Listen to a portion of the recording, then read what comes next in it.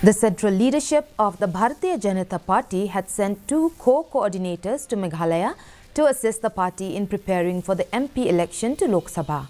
Speaking to media persons, Meghalaya BJP President Rakman Momen informed that the 2 co-coordinators include Assam BJP spokesperson Kishore Upadhyay, who will assist in Shillong parliamentary seat, and Akshay Rajkoa, who will assist the party in Tura parliamentary seat.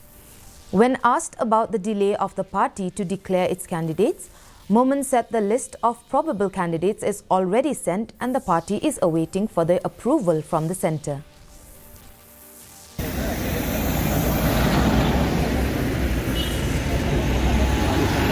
Yeah, it's Assam spokesperson, Mr. Kishore Upadhyay. Yeah. And from Garville's... For Garville's, I think he's sending Akshay Rajkoa. Ready for any election. Any election, we are ready. Because with groundwork we have already done. We have our own organization. With that, we are perfect. Well, with the BJP... Actually, BJP is not this one individual party. It's a national party plus it is a cadre-based party.